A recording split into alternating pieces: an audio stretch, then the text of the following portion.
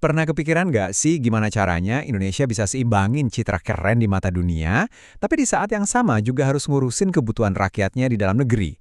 Nah, hari ini kita bakal bedah tuntas nih sebuah dilema gede banget di kebijakan pertahanan kita. Sebuah pilihan yang wow nilainya miliaran dan dampaknya ya ke kita-kita semua.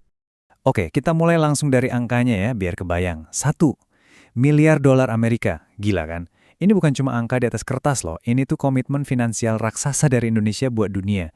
Dan kalau udah ngomongin duit segede ini, otomatis pertanyaannya jadi, ini dia nih, inti masalahnya.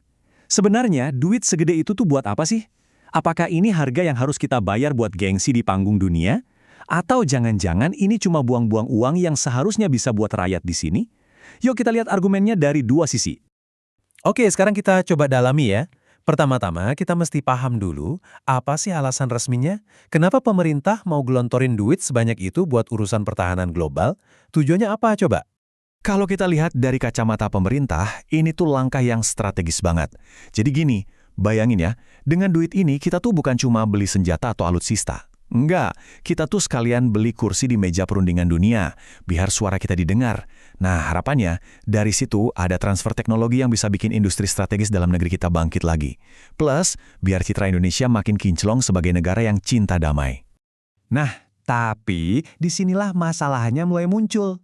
Ambisi global yang kedengerannya keren banget itu, kok kayaknya nabrak sama prinsip dasar ekonomi bangsa kita ya? Pertanyaan besarnya, jangan-jangan kita lagi sibuk bangun citra di luar, tapi lupa sama pondasi di dalam negeri yang rapuh?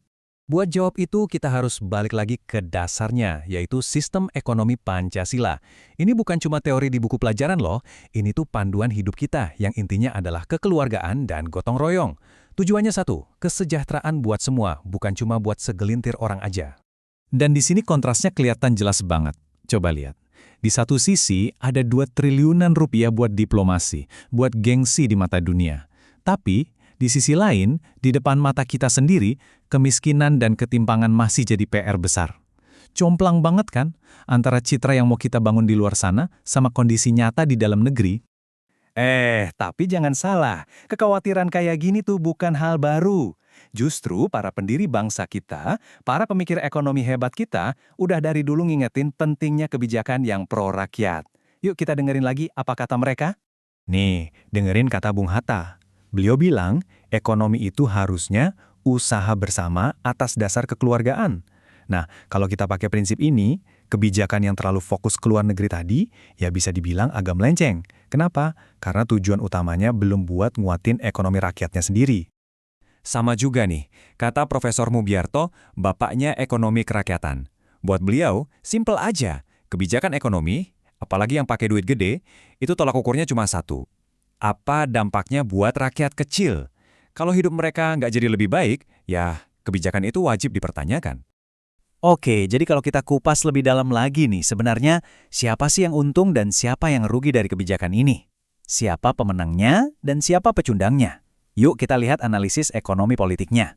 Nah, pemetaannya sebenarnya lumayan jelas. Yang jelas-jelas menang, ya pemerintah sama partner internasional kita, mereka dapat gengsi, dapat kerjasama yang lebih erat. Terus, gimana industri pertahanan kita? Nah, ini statusnya calon pemenang. Ada potensi buat tumbuh, tapi masih potensi. Kenapa? Soalnya transfer teknologi itu nggak gampang. Industri kita harus siap menyerapnya, dan itu butuh proses panjang. Terus, yang kalah siapa? Nah, ini yang paling beresiko, yaitu masyarakat kecil. Karena biasanya kalau anggaran harus dipotong, ya dana sosial dan subsidi buat mereka lah yang kena duluan. Oke, setelah kita lihat kritik-kritiknya, bukan berarti kebijakannya harus di-stop total ya. Nggak gitu juga. Pertanyaannya sekarang, gimana caranya biar bisa lebih baik? Gimana caranya kebijakan ini kita desain ulang, biar lebih adil, dan manfaatnya bisa dirasain sama semua orang? Jadi, kesimpulannya gini, kalau dilihat dari sisi diplomasi, kebijakan ini mungkin ada bagusnya.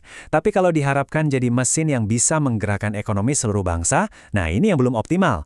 Dampaknya ke industri dalam negeri dan ke perut rakyat terus terang belum terasa maksimal. Terus solusinya gimana? Ada beberapa langkah strategis nih. 1. Setiap kerjasama dengan luar negeri harus ada syaratnya. Wajib ada transfer teknologi buat industri lokal kita. Titik. 2. Anggarannya harus diatur ulang, seimbangin antara komitmen global sama kebutuhan rakyat di dalam negeri. 3. Yang paling penting, harus transparan, biar kita semua bisa ikut ngawasin duitnya lari kemana. Dan terakhir, ujung-ujungnya harus bisa bikin lapangan kerja baru dan ngelibatin UMKM kita. Itu baru pas. Dan semua ini akhirnya membawa kita ke satu pertanyaan yang mendasar, sebuah renungan buat kita semua. Emangnya bisa ya kita kelihatan kuat dan hebat di panggung dunia kalau pondasi di rumah kita sendiri, yaitu rakyatnya, masih belum kuat? Coba deh kita pikirin sama-sama. Terima kasih sudah menyimak.